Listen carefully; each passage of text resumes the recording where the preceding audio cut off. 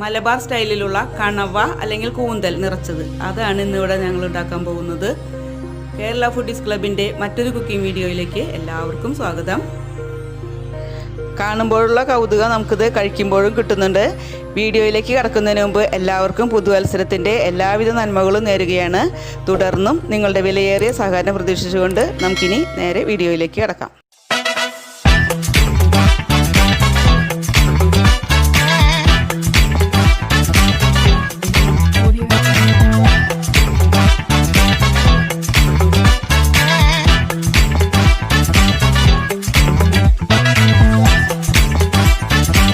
കൂന്തൽ നിറച്ചത് ഉണ്ടാക്കുന്നതിന് വേണ്ടി ഞാനിവിടെ 3 കൂന്തലാണ് എടുത്തിരിക്കുന്നത്. ഞാനിപ്പോൾ മീഡിയം വലുപ്പത്തിലുള്ള 3 കൂന്തലാണ് എടുത്തിരിക്കുന്നത്. ഇനിയിപ്പോൾ ചെറുതാണ് കിട്ടിയെന്ന് വെച്ചാലും കുഴപ്പമില്ല, ചെറുതായ വെച്ചായാലും നമുക്ക് കൂന്തൽ നിറച്ചത് ഉണ്ടാക്കാവുന്നതാണ്.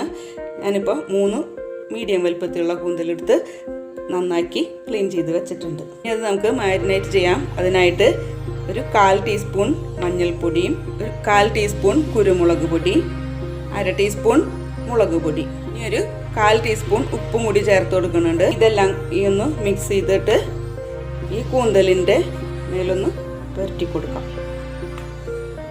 ഇതുമേ മസാല തേച്ച് വെച്ചിട്ടുണ്ട്. ഇതുമേ മസാല പിടിക്കാനായിട്ട് ബുദ്ധിമുട്ടുണ്ടെങ്കിൽ ഒരു തുള്ളി, ഒരു 2-3 ഡ്രോപ്പ് വെള്ളം ചേർത്തിട്ട് മസാല ഒന്ന് മിക്സ് ആക്കിയിട്ട് ഇതുമേ പുരട്ടി കൊടുക്കാം. കൂന്തലുമേ ഓൾറെഡി വെള്ളം ഉണ്ടാവും, അതുകൊണ്ടാണ് വെള്ളം കുറച്ച് ചേർത്താൽ മതി എന്ന് പറഞ്ഞത്. ഇനി അതുമേ മസാല ഒന്ന് പിടിക്കാൻ വേണ്ടി നമുക്ക് ഇതൊന്ന് വെയിറ്റ് ചെയ്യാം. അപ്പോഴേക്കും നമുക്ക് ഫില്ലിങ് റെഡിയാക്കാം. അടുത്തതായിട്ട് ഫില്ലിങ് റെഡിയാക്കാം. അതിനായിട്ട് ഞാനൊരു പാൻ അടുപ്പത്ത് വെച്ച് അതിലേക്ക് 2 ടേബിൾ സ്പൂൺ വെളിച്ചെണ്ണ ഒഴിച്ചു കൊടുത്തിട്ടുണ്ട്.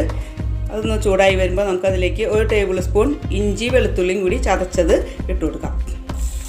എന്നിട്ടൊന്ന് അതിൻ്റെ പച്ചമണം മാറുന്ന വരെ ഒന്ന് ഇളക്കി കൊടുക്കാം.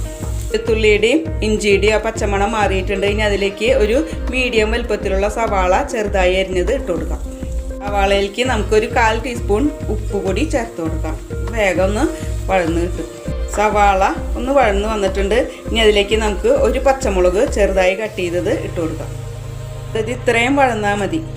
ഇനി ഇതിലേക്ക് നമുക്ക് ചേർക്കാനുള്ളത് ഒരു 1/4 ടീസ്പൂൺ മഞ്ഞൾപ്പൊടി, 1/2 ടീസ്പൂൺ മുളക് പൊടി, 1/2 ടീസ്പൂൺ ഗരം മസാല, ഈ 1/4 ടീസ്പൂൺ പെരിഞ്ജീരകം പൊടിച്ചത്. നല്ല ജീരകമല്ല, പെരിഞ്ജീരകമാണ്.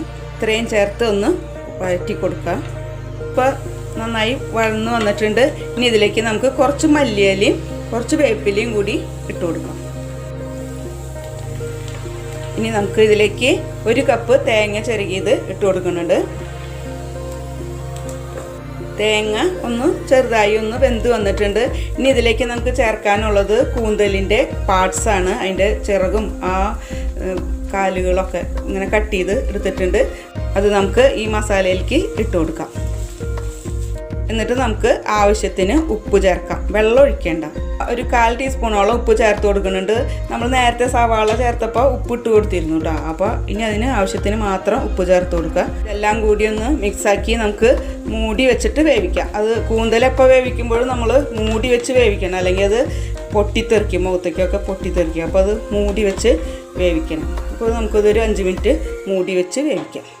ഒരു 5 മിനിറ്റോളായിട്ടുണ്ട്. നമുക്കൊന്ന് തുറന്ന് ഇളക്കി കൊടുത്ത് ഒരു 3-4 മിനിറ്റും കൂടി ഒന്ന് ഇളക്കി കൊടുക്കണം. കൂന്തൽ കുറച്ചും കൂടി ഒന്ന് വേവാനുണ്ട്. അപ്പോൾ നമുക്കൊരു 5 മിനിറ്റും കൂടി മൂടി വെച്ച് വേവിക്കാം. ഞാനിത് മീഡിയം ഫ്ലെയിമിൽ ഇട്ടിട്ടാണ് വേവിക്കണത്. ഇപ്പോൾ ഒരു 10 മിനിറ്റോളായിട്ടുണ്ട്. നമ്മളിപ്പോൾ മൂടി മാറ്റിയിട്ട് ഒന്ന് ഡ്രൈ ആവണ വരെ ഒന്ന് ഇളക്കി കൊടുക്കാം. നമ്മുടെ മസാലയൊക്കെ ഫില്ല് ചെയ്യാനുള്ള മസാല റെഡി ആയിട്ടുണ്ട്. ഇത് നമുക്കിനി സ്റ്റൗ ഓഫ് ആക്കാം. ഈ സമയത്ത് നമുക്ക് ഉപ്പ് പാകത്തിനുണ്ടോ എന്ന് നോക്കിയിട്ട് ഉപ്പ് കുറവുണ്ടെങ്കിൽ ഉപ്പ് ചേർത്ത് കൊടുക്കാം കേട്ടോ. എരിവ് കൂടുതലുള്ള ആവശ്യമുള്ളവർക്ക് കുറച്ചും കൂടി കുരുമുളക് ചേർത്ത് കൊടുക്കാം. ഇതിൽ ഞാനിപ്പോൾ 1/2 ടീസ്പൂണും കൂടി കുരുമുളക് ചേർത്ത് കൊടുത്തിട്ടുണ്ട്. എരിവ് ആവശ്യമുള്ളവർക്ക് കുറവ് ഇട്ടാലും മതി. ഇതിപ്പോൾ എനിക്ക് നല്ല പാകത്തിന് വന്നിട്ടുണ്ട് എരിവൊക്കെ. ഇപ്പോൾ നമ്മുടെ ഫില്ലിങ് റെഡി ആയിട്ടുണ്ട്. ഇനി നമുക്കിത് കൂന്തലിനകത്ത് വെച്ച് ഫില്ല് ചെയ്യാം. കൂന്തലിൻ്റെ ഉള്ളിൽ ഫില്ല് ചെയ്യാം. അതിനായിട്ട് ഇപ്പോൾ നമ്മൾ ചേർത്തെടുത്ത മസാലക്കൂട്ടുണ്ടല്ലോ, അത് ഒരു സ്പൂണിലെടുത്ത് കൂന്തലിൻ്റെ ഉള്ളിലേക്ക് ഇട്ട് കൊടുക്കാം.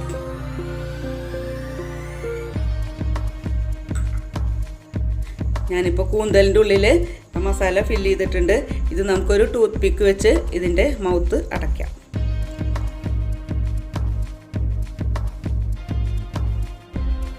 ടൂത്ത് പിക്ക് ഇല്ലെങ്കിൽ ഈർക്കിൽ വെച്ചായാലും മതി. ഇതുപോലെ അടച്ചു വയ്ക്കാം, എടുക്കാം. ഇതുപോലെ തന്നെ മറ്റുള്ള കൂന്തലും നമുക്ക് ഫില്ല് ചെയ്തെടുക്കാം.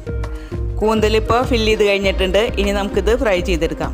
ഫ്രൈ ചെയ്യാനായിട്ട് ഞാനിപ്പോൾ പാൻ അടുപ്പത്ത് വെച്ച് അതിലേക്ക് 2 ടേബിൾ സ്പൂൺ വെളിച്ചെണ്ണ ഒഴിച്ചു കൊടുത്തിട്ടുണ്ട്. നമ്മളിത് ഡീപ്പ് ഫ്രൈ അല്ല ചെയ്യണത്, ഷാലോ ഫ്രൈ ആണ്.